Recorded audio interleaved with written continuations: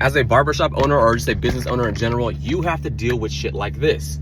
Go ahead and pause this and read this shit for 1 second. All right, so now that you're finished reading a fairy tale, let me tell you what actually happened here. But let me preface this. Okay, so there's 2 rules in the barbershop. Everybody knows there's 2 rules in the barbershop. We do not talk about religion and we do not talk about politics. That has kind of come back into play. So people want to talk about politics a little bit. People want to talk about religion a little bit. But look, I actually like it. I like being able to talk about these 2 things as long as everybody can keep a level head. Because we should be able to talk about these things. We should be able to have our own beliefs. We should be able to have our own opinions, and that's fine. But as soon as it crosses a line, we got to shut it down, okay?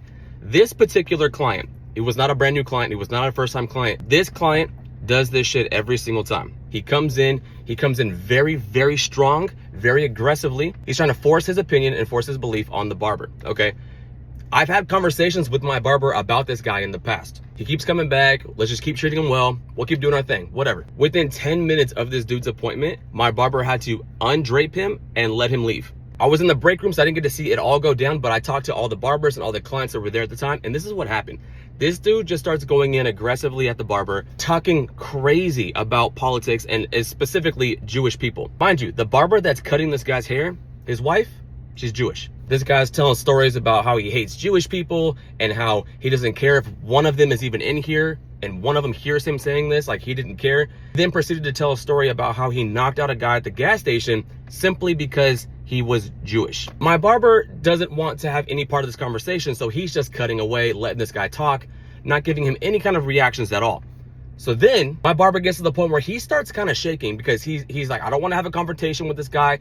I don't want to have a confrontation at work in general. He doesn't really know what to do.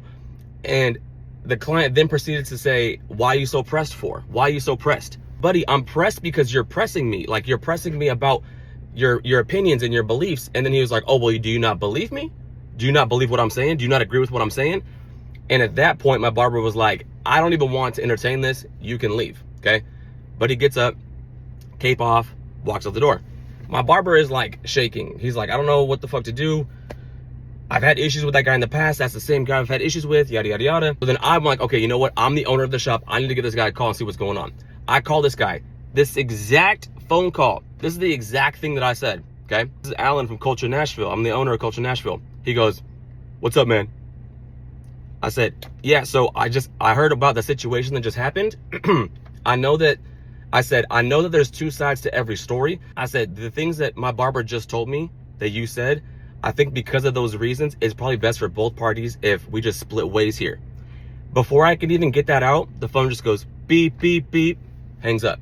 Then we're gonna go ahead and we're gonna fast forward this. So that was at 11 o'clock or something, like midday, right? Midday. 6 p.m., my barber goes home. He goes home, sends a screenshot into the group chat.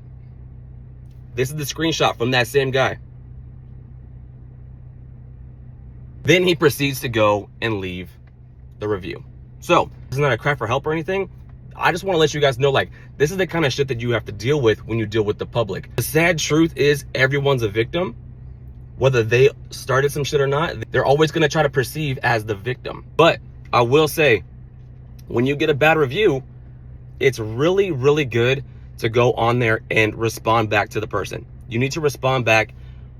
It doesn't have to be aggressive. It doesn't have to be confrontational, but you need to respond back because you do need to learn from that situation.